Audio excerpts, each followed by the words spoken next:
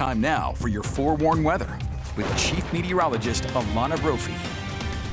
Oh my goodness, the wild weather that's out there, but here at home, pretty calm, Alana. It is, Emily, a hurricane season. These are now the middle of the season storms, and they are typically the most powerful. That one's going to strengthen to a Category 5. We're going to watch that closely. The western end of the cone is what we want to see there. Now, yeah, in the Beehive State, we don't deal with those. We have high pressure in place, but we are going to welcome back some storms. 95 right now in St. George. Love this shot. Southern Utah University Network camera showing off the red rock and the clear conditions. This is one of the spots actually starting to see dry conditions moving back into the area. As we look at our drought monitor, newest numbers were posted this week, and you're able to see the corner of the state as well as over towards Kane County. We've got that yellow. That is where we're abnormally dry. 26% of the Beehive State now in that category. Moderate drought.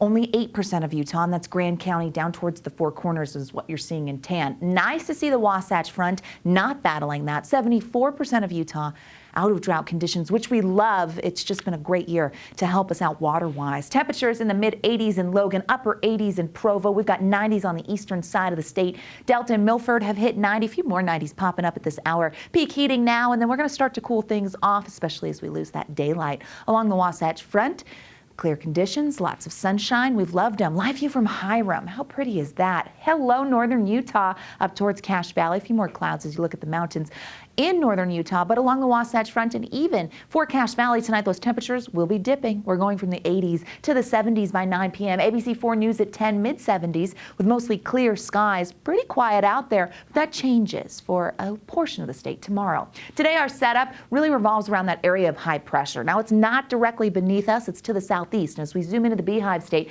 you can see our flow is more southwesterly because of the positioning of that high. It becomes more westerly into tomorrow, which is why a storm threat pops up for a portion of Utah. So from Salt Lake down to Cedar City, from the basin over to Grand County, there is potential to see some afternoon and evening activity. So storm potential, talking showers and maybe a thunderstorm coming through.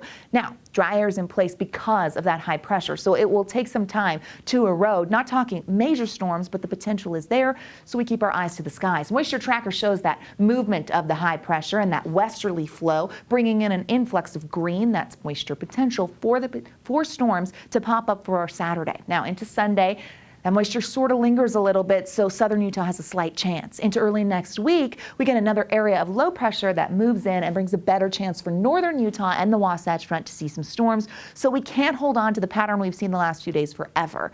Okay, we'll miss it, but we've got some time before it makes those changes. Futurecast shows you what to expect here. That westerly flow quiet tonight for the overnight and for Saturday morning. By the afternoon, here come the clouds into the central portion of the state, and then some storms start to pop up. They're going to track from west to east, meaning Vernal towards Moab could see that activity, and here we are by 6 p.m.